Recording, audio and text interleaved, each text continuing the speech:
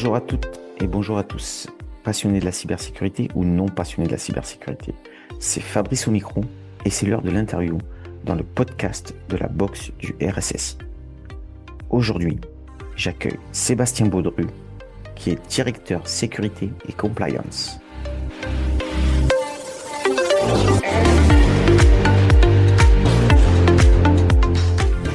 Bonjour Sébastien, très heureux de t'accueillir dans cette nouvelle interview du podcast de la box du RSSI.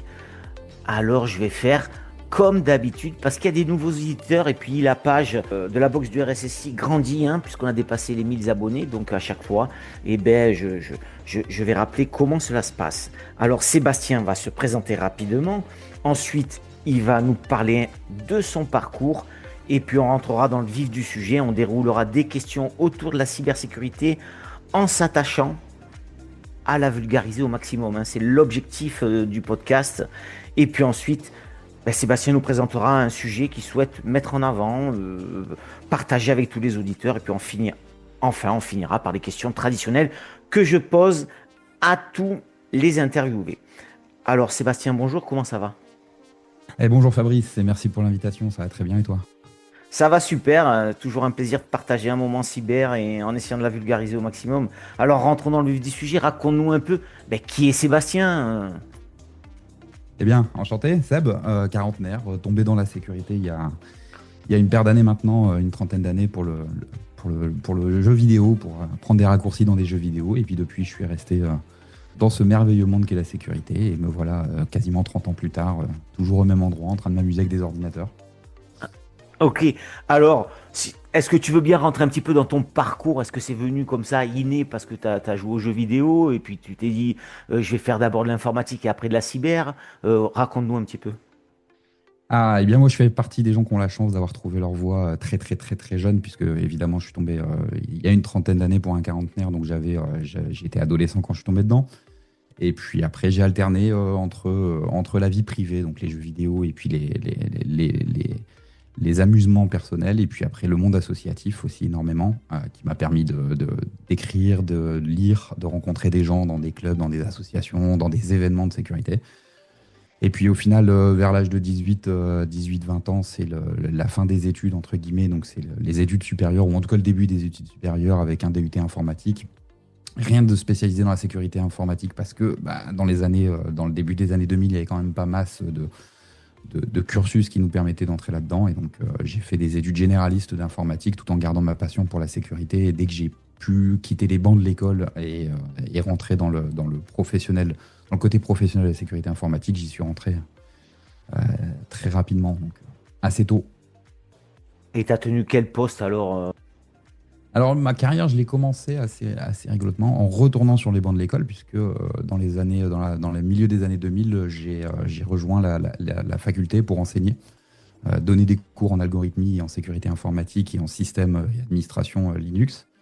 Et puis après, ça a changé un peu, puisque j'ai décidé d'ouvrir une société pour soutenir un peu les PME, PMI dans les travaux de sécurisation et d'amélioration des process, parce que on voyait beaucoup de problématiques de sécurité déjà à l'époque. On voyait beaucoup d'endroits où le travail n'était pas fait. Donc j'ai monté une société pour aller faire et de l'attaque et du conseil en défense, puisque tous les rapports d'attaque se terminent par des petits conseils sur la défense. Donc je pratiquais ça. Au fur et à mesure des années, j'ai fait beaucoup de pen testing, beaucoup de démonstrations sur les failles de sécurité. Et puis j'avais un bon 30% de mon temps dès la deuxième ou troisième année où je m'attachais à faire des travaux de RSSI et de gestion et de pilotage de la sécurité pour la remédiation. Alors c'est intéressant, tu as monté une société pour aider les PME, les PMI. On est d'accord, Sébastien, il y a encore du boulot, il y a encore un gros gap à passer. C'est mon avis, moi. Et le tien, c'est quoi ? Ouais, je le vois encore aujourd'hui, on le voit. J'ai gardé un gros tissu associatif autour de moi. Je suis vice-président du CLUSIR Occitanie-Méditerranée, avec une représentativité du territoire assez large, puisqu'on a des PME, des PMI, des très très gros groupes, et tout l'arc-en-ciel qui va entre deux. C'est difficile parce qu'il y a beaucoup de choses à faire, et il faut une forte dimension de conseil et de stratégie sur quelle est la première chose à faire, quelle est la priorisation à faire au niveau des PME. Et comme les PME sont des petites boîtes avec des monoproduits ou des choses un peu précises, on ne peut pas arriver avec un catalogue de il faut faire tout ça. Il faut vraiment remettre ça dans le contexte de la PME, PMI et travailler avec eux. Et c'est là où il y a beaucoup, beaucoup, beaucoup de travail. Ouais, et puis je crois que surtout, l'essentiel, de mon point de vue, un peu l'expérience, c'est qu'il faut qu'on leur fasse comprendre qu'ils mettent le pied à l'étrier et que c'est presque déjà trop tard maintenant de ne pas le mettre, en fait. Ouais, commencer en 2025, c'est probablement trop tard. Ça dépend de l'âge de la Ouais, société, évidemment, mais c'est probablement trop tard. Et c'est surtout sur les causes, moi, que je travaille. C'est ouais. pourquoi on commence si tard? Est-ce que c'est de la peur? Est-ce que c'est un manque de moyens? Est-ce que c'est de l'incompréhension ou un manque de connaissances? C'est assez rarement, finalement, un manque de compétences. C'est un manque de connaissances ou une peur de mettre le doigt dans un engrenage qui va avaler les trois quarts de l'équipe.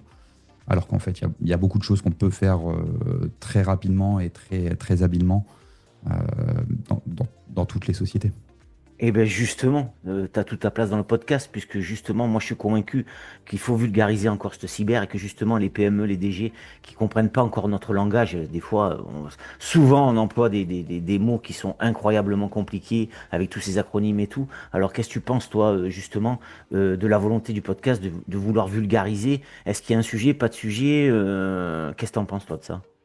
Alors c'est le moment où je dis bravo et merci, parce que c'est un sujet qui me tient à cœur. Moi, je réponds toujours la même chose. Évidemment, ça l'inclut, ça le cite pas forcément. Moi, je réponds que la seule valeur qu'on ait dans la sécurité informatique, c'est l'humain. Donc, Ouais. les personnes qui sont là autour de nous, les hommes et les femmes, qu'ils soient utilisateurs, utilisatrices ou dirigeants dans la sécurité ou dans les sociétés, c'est les humains. Et forcément, un métier comme la sécurité, je m'attache depuis très très longtemps à dire que la sécurité n'est pas difficile. C'est probablement, en tout cas dans mon esprit, c'est faux de dire que la Ouais. sécurité est difficile. C'est très complexe. C'est un tas de choses faciles. On a des milliards de choses à regarder, à voir, probablement à comprendre, mais je n'ai jamais croisé dans mon expérience de formateur en fac ou en école privée ou d'auteur dans la presse ou de bouquins. J'ai jamais croisé un moment où on n'arrivait pas à faire comprendre à quiconque un élément de sécurité. C'est juste que c'est très complexe, il y a beaucoup de petites choses. Et oui, la vulgarisation, c'est pas forcément mettre des mots simples sur des choses Mhm. compliquées, puisque les choses sont pas forcément compliquées. C'est aussi prendre le temps de distinguer les différents et multiples petits éléments de la sécurité et la gestion des accès d'un côté et la technicité de certains logiciels ou de certaines infrastructures de l'autre côté. Tout ça, c'est forcément difficile parce que c'est long. Mais voilà, c'est là la difficulté de la sécurité, c'est la complexité et le nombre de choses à faire et le nombre d'itérations, c'est-à-dire vulgariser tous les jours. On a du contenu pour des centaines d'années parce que le nombre de sujets, le nombre de terrains de jeu est extrêmement varié.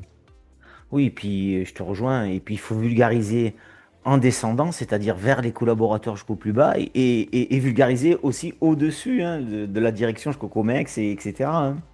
Ouais, convaincre, Ouais, et pour le coup, convaincre, je pense que ça va des deux côtés, parce qu'il y a aussi des gens qui ont des comportements non sécurisés et qui ouais. ne sont pas convaincus du danger que ça représente pour l'entreprise.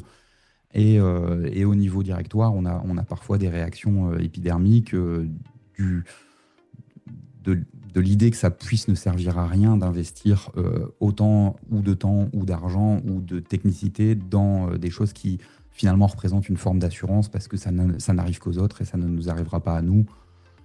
C'est là où il faut savoir convaincre, il faut savoir illustrer avec des cas. L'histoire de la bombe nucléaire qui tombe sur l'entreprise m'intéresse assez peu finalement, moi. Parce qu'effectivement, si ça arrive, on a un problème de sécurité informatique, en tout cas de disponibilité, mais c'est pas ça le problème majeur qu'on aura. Par contre, avec des cas illustrés au niveau de la société, au niveau de ses produits, au niveau de ses personnes, convaincre vers le bas ou convaincre vers le haut en mettant les bons noms, le bon jargon du métier, voilà, ça c'est long et ça c'est nécessaire encore aujourd'hui. Ah, ben, écoute, Sébastien, je te sens bien posé et tout, calme et bien la maîtrise du sujet. On va faire un petit jeu là. Admettons, t'as une classe une classe je sais pas moi, de BTS deuxième année en informatique. Ils hésitent à faire de la cyber.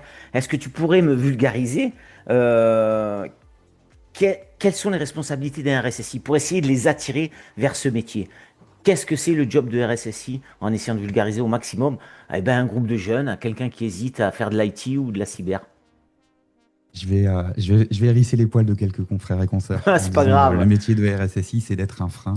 Euh, alors, je le dis avec beaucoup d'humour. J'ai piqué le mot à Joël Pignon, qui était Ah, qui était le RSSI de Mobivia, la maison mère de Noroto, ouais. qui un jour m'a sorti cette blague, cette phrase en tout cas très très drôle, de dire est-ce que tu es déjà monté dans une voiture qui n'avait pas de frein?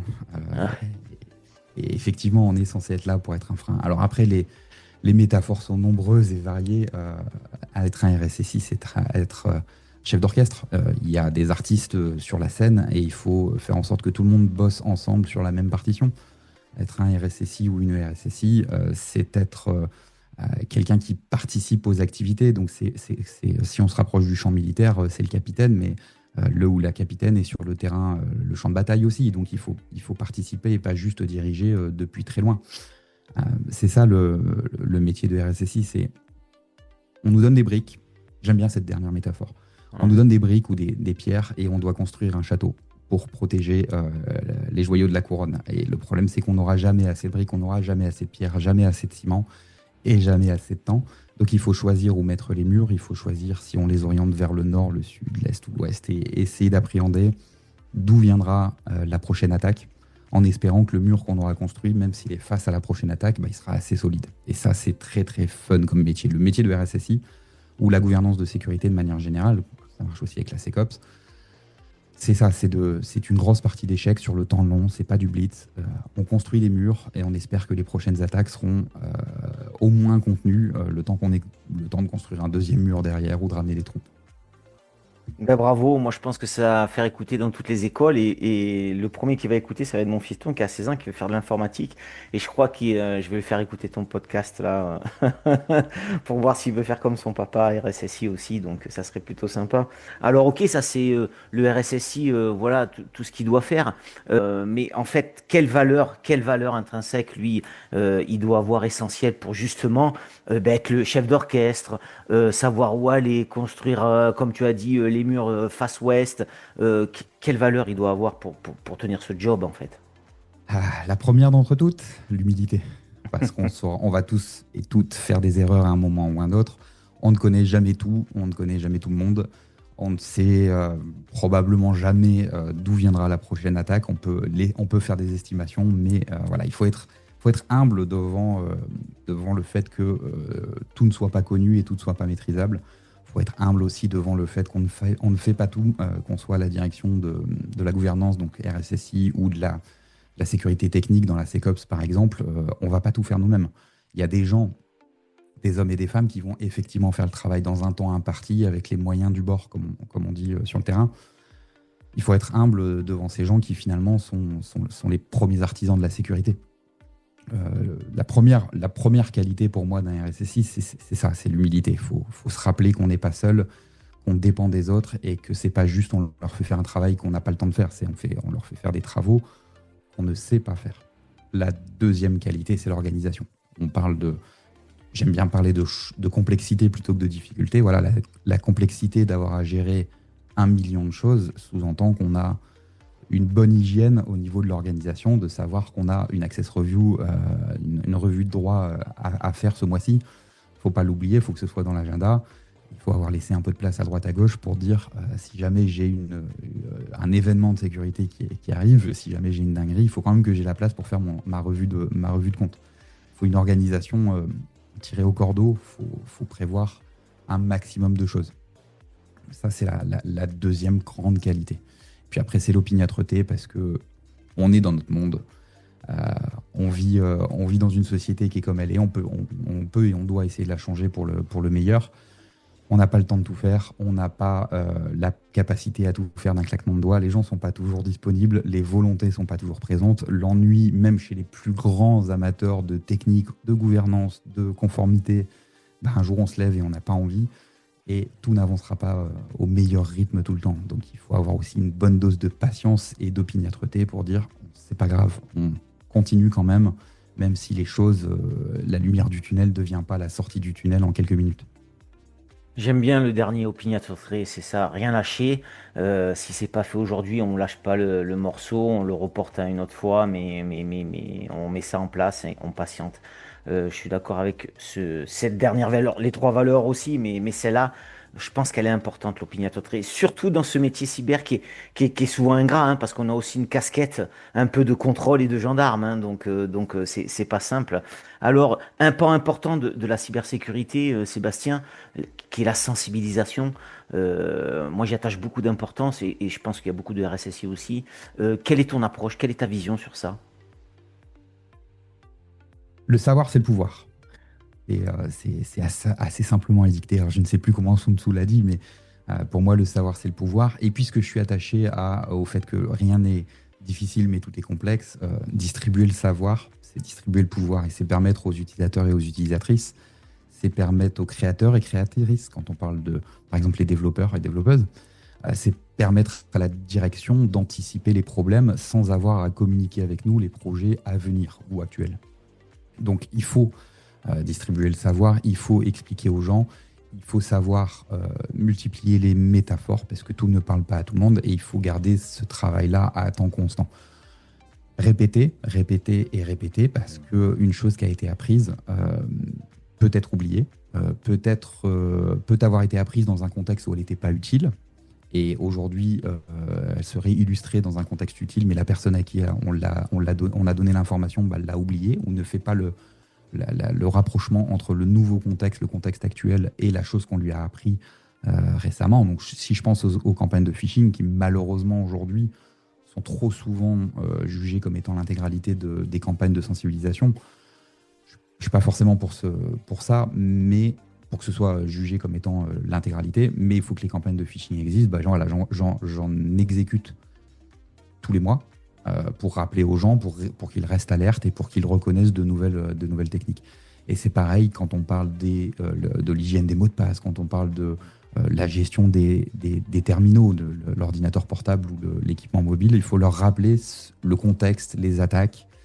Et il faut expliquer aux gens parce qu'au final, quand ils vont croiser dans le pro ou dans le perso, parce que tout professionnel est impersonnel à la fin de la journée, quand ils vont croiser certaines situations, on leur aura enseigné à se protéger, à protéger l'entité, l'entreprise, et on leur aura appris à reconnaître des moments qui ne sont pas les bons. Et c'est comme quand on enseigne aux gens de contrecarrer les méthodes des pickpockets dans le métro parisien ou ailleurs d'ailleurs. Les gens, on leur enseigne qu'il ne faut pas laisser le portefeuille ou le téléphone portable dans la poche arrière parce que les pickpockets vont faire ça. Et quand on leur enseigne ça, on n'est pas dans le métro, on est dans une salle de classe ou on est au café. Et si l'enseignement est bien fait et peut-être s'il a été répété, une fois arrivés dans le métro, les gens auront l'œil nécessaire pour reconnaître ces situations-là, ces situations dangereuses. C'est pareil avec la sécurité informatique. On enseigne dans des salles de classe, peut-être dans l'entreprise. Et quand ils seront face à un mail ou face à un portail web ou face à une demande par téléphone qui est inhabituelle, peut-être que cette empowerment, comme on dit en anglais, cette prise de pouvoir qu'ils ont grâce à la connaissance leur permettra d'éviter la situation. Si je résume, c'est la répétition, la répétition. C'est comme à Ouais. l'école, c'est comme dans les sports, c'est le geste. On répète le geste en permanence. Et là, c'est pareil. Donc, tu as raison. Répéter, répéter, répéter. Des fois, on a tendance à dire, bon, ben, on commence à saouler les collaborateurs chaque année et de dire que le phishing.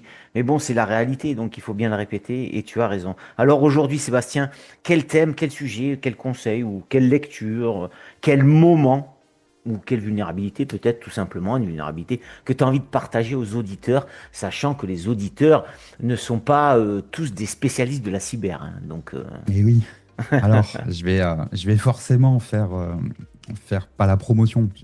Ouais, c'est un livre écrit par une association, donc il n'y a pas de très notion de bien, promotion peut-être pour l'éditeur, mais c'est pas grave, il y on a a le droit un une petit peu quinzaine aussi. d'années, j'ai participé à une aventure folle qui était l'écriture d'un bouquin que peut-être certains ou certaines de nos auditeurs et auditrices connaissent, qui s'appelle Ethical Hacking, Apprendre l'attaque pour mieux se défendre, qui est un livre publié aux éditions ENI, qui doit être dans sa millième édition aujourd'hui, à peu près le même nombre que le nombre de pages du bouquin. On l'a justement écrit pour des gens qui ne sont pas des experts en sécurité informatique, pour des gens qui ont une forme d'amateurisme pour l'informatique de manière générale ou la chose numérique, Nous, le but, ça a toujours été ethical hacking. Le sous-titre, c'est apprendre l'attaque pour mieux se défendre. C'est d'expliquer aux gens à quel point, et d'illustrer avec ça, à quel point les attaques peuvent parfois être faciles, peuvent parfois tenir à pas grand-chose, une erreur de configuration ou une erreur d'un utilisateur ou d'une utilisatrice, et l'attaque est remplie de succès. On a écrit ce bouquin pour toute cette communauté de personnes qui voulaient découvrir la sécurité informatique, qui ne savaient pas par quel moyen, par quel bout commencer. Et l'idée, c'est ça, c'est de commencer par des petites choses. Je disais tout à l'heure sur la sensibilisation, répéter, répéter, répéter. Ça veut dire qu'on ne peut pas tout aborder. Mais on peut aborder les vraies choses, les vraies clés du quotidien, celles qui, à elles seules, mitigent, rendent impossible un grand nombre d'attaques. Et dans ce bouquin, on a, je pense, une douzaine ou une dizaine de chapitres divers. On va parler des attaques physiques, on va parler des attaques de social engineering, on va parler des attaques sur les composants réseau et sans fil parfois. On montre quelques attaques assez simples qui permettent à toutes et à tous de voir à quel point il est facile parfois de se protéger dans le quotidien. Et ça, c'est une chose qui nous tient à cœur avec l'association avec laquelle on a écrit ce bouquin, c'est de dire c'est accessible à tout le monde. Et lisez ce bouquin, il est encore disponible en vente. Il permet vraiment de mettre en température n'importe qui dans la langue française et puis dans la langue espagnole, puisqu'il a été traduit depuis. Et ça, c'est vraiment quelque chose qui me tient à cœur, c'est de dire, voilà, on a des choses très académiques, on a des papiers qui sont publiés par les universités ou sur Arxiv. On a quelque chose de plus encyclopédique. Je vais parler bien sûr de Wikipédia avec un nombre incalculable de pages.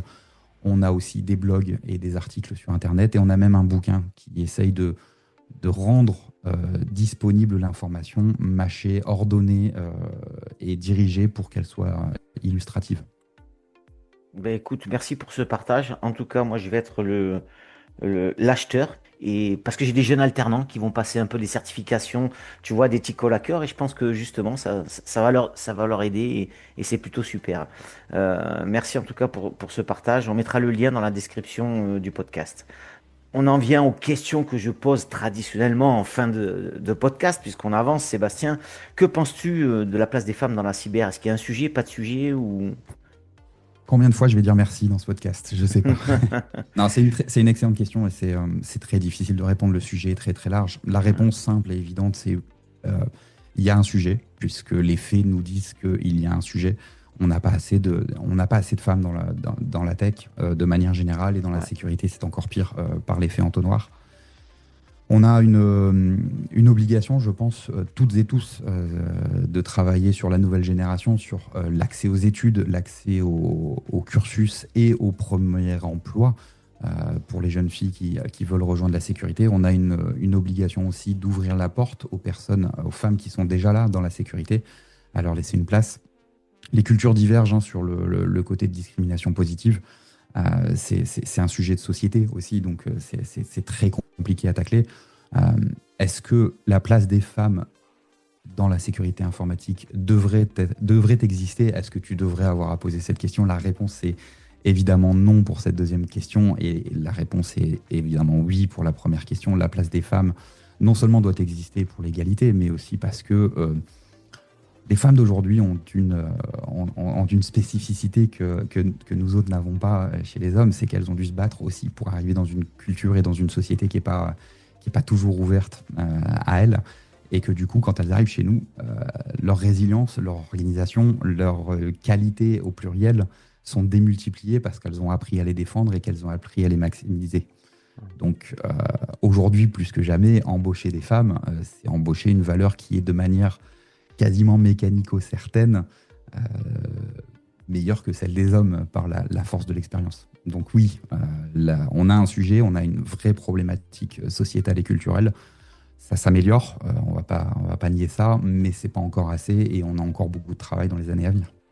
Oui, la question est là. C'est vrai que quand on la pose, on se dit, c'est ennuyant de la poser quelque part. Mais bon, moi j'ai une volonté, je suis convaincu que dans le métier de la cyber, ça ferait du bien que la parité arrive et qu'il y ait de plus en plus de femmes. Moi, j'en suis convaincu. C'est pour ça que je laisse la question et que je vis bien de la poser aussi. Hein. Je le vis bien. Euh, alors, dernière petite question avant que tu me désignes quelqu'un pour une prochaine interview. Bien sûr, tu es passionné, on le sent, on l'entend dans ta voix, ça se respire, ça transpire même. Euh, mais il y a bien un truc que t'aimes pas en cybersécurité. Qu'est-ce qui t'agace? Là, c'est le moment de, voilà, je te donne une baguette magique, tu tapes dessus et tu changes ça et ça disparaît dans la cyber. C'est quoi? Ah, il va falloir que tu me pardonnes l'anglicisme, C'est mais pas si grave, j'ai c'est une pas baguette grave. magique et que je tape, c'est tout d'un coup, le bullshit disparaît. Ouais, Les arguments d'autorité, ouais, moi je le vois parce que je suis assez vieux en fait. J'ai un nom, ou en tout cas un pseudonyme qui est parfois connu dans certaines communautés. Je suis là depuis 30 ans, ça fait pas moi un meilleur, un homme ou un technicien meilleur qu'un autre. J'étais ce week-end dans un événement que tu connais probablement qui s'appelle Le Hack, anciennement la Nuit mhm, du Hack, dans une formidable équipe pour le tournoi. Il faut savoir que si on regarde les scores personnels, il y a des gens qui ont 1 ou 2 ans d'expérience, qui ont marqué 10, 15 ou 20 fois plus de points que des gens qui ont 30 ans d'expérience. Euh, donc, l'expérience, les arguments d'autorité, le fait qu'une personne soit là depuis 130 ans ou 2 semaines n'a pas d'impact. J'ai envie de faire disparaître aussi une partie du bullshit des solutions magiques qui est installe ça et tout ira mieux dans ta vie. Non, il reste un fort travail humain, même dans un monde où l'intelligence artificielle arrive, voire progresse. Il reste énormément de travail à faire au niveau des êtres humains. Il n'y a pas de solution magique. Et le dernier argument d'autorité que je déteste, c'est bah, les autres ont fait ça, donc il faut qu'on le fasse. J'ai eu des discussions très houleuses parfois sur une solution de sécurité. Il nous a fallu 6 mois. Je peux te donner l'exemple sous forme d'anecdote, mais il ouais. nous a fallu 6 mois pour contaminer la direction d'entreprise depuis le terreau technique. Au niveau des techniciens, on était tous convaincus que la solution de CAPTCHA qu'on utilisait était inutile. Et la solution et le concept, parce qu'on avait d'autres solutions et que finalement, cette solution qu'on avait en place bloquait plus d'êtres humains que de bots. Laissait passer tous les Mhm. robots, elle bloquait nos clients. Il nous a fallu 6 mois pour convaincre, pour lutter contre un argument d'autorité qui est tout le monde le fait. Tout le monde a un CAPTCHA sur son site, Mhm. sur sa page d'identification, donc il faut qu'on le fasse. Donc c'est une mauvaise décision de le retirer. Et il a fallu force de stats et de démonstration pour convaincre tout le monde que bah, cet outil n'était pas utile dans notre défense. Parce que tout le L'opiniâtreté. monde le fait. Il nous a fallu beaucoup d'opiniâtreté et beaucoup de patience parce qu'entre deux, il fallait quand même entretenir cette solution, le temps d'obtenir l'autorisation de s'en séparer. Bon, ben merci hein, pour ce petit coup de gueule, on peut le dire, allez, en jargon. Et merci Sébastien d'employer Magie, parce que moi je suis fatigué aussi, j'en profite à chaque fois. Moi j'ai un coup de gueule par interview, donc j'en profite. Euh, ouais, la magie, là, les outils magiques là qu'on fait croire au DG ou qu'on fait croire à l'IT que voilà, c'est bon, on va être sauvé. Je suis fatigué par ça. Et donc merci d'employer ce mot. Il n'y a pas de magie en cyber. Derrière chaque outil, il y a un humain. Il faut analyser les logs, il faut analyser les choses. Et c'est de l'humain. On est à 600% en phase. Alors, Sébastien, on arrive vers la fin du podcast. Est-ce que tu as pensé à me désigner un prochain passionné hein, qui parle cyber ou qui parle un peu moins cyber, qui a envie d'échanger avec la communauté, tout simplement? J'ai envie d'en donner 3. Est-ce que tu Ah, me le ben je permets? prends les trois, moi. Parce qu'en fait, ça me permet de caler pour les mois à venir et c'est Eh très oui. bien. Eh bien, je vais te citer 3 noms, 3 personnes Super. auxquelles j'ai écrit récemment en leur disant, voilà, je participe à ce Ouais. fabuleux podcast et encore merci à toi. Ces 3 personnes qui manquent un peu de temps en ce moment, donc tu verras avec elles pour On l'organisation. va programmer loin, t'inquiète. Ah oui, la première, c'est Florence. Florence est la présidente du Clusir Occitanie. Elle est responsable accompagnement et évaluation du système de la sécurité des systèmes d'information chez France Travail. Ok. Donc une femme géniale avec des activités dans le monde du public, qui est un petit peu différent du monde du privé parfois. Très bien. Une femme, donc elle va être obligée, Florence, de jouer le jeu. Hein. J'ai- Oui. La deuxième personne que je vais te citer s'appelle Aurélie Chivet, qui est la RSSI de Mobivia, donc la maison mère de Noroto. J'ai eu l'occasion de citer et de Super. remercier Joël Pignon, avec qui j'ai eu Ouais. de formidables aventures il y a quelques années chez Noroto. Aurélie est une femme incroyable qui est très différente de Florence. Sans surprise, les 3 personnes que je vais te citer sont parfaitement différentes les unes des autres.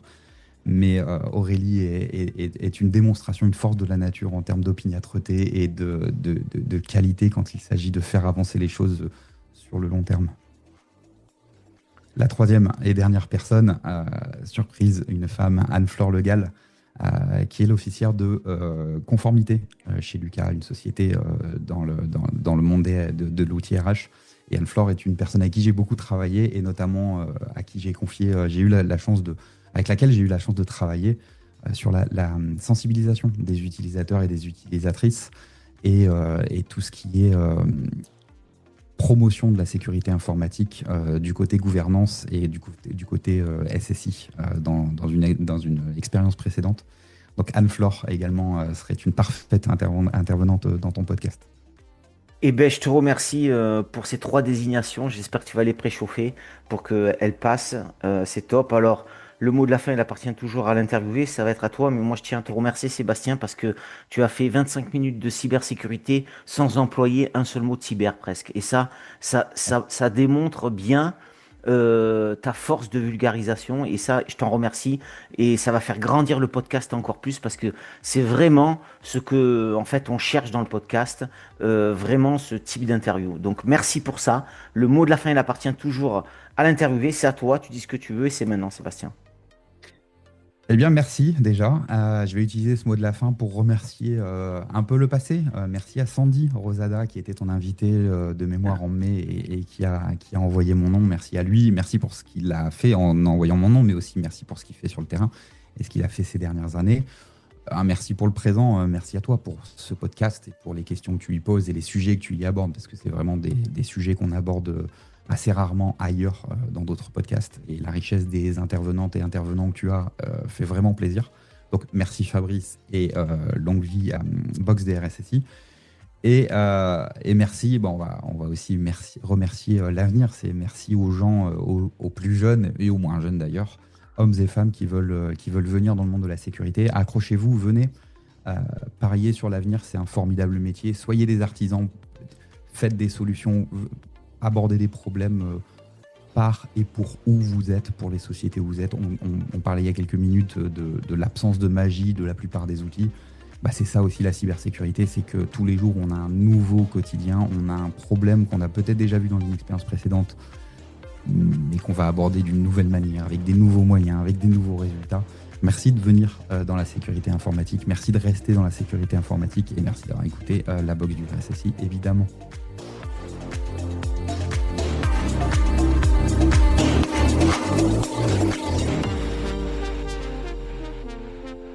Un grand merci à Sébastien d'avoir joué le jeu de la désignation dans le podcast de la box du RSSI.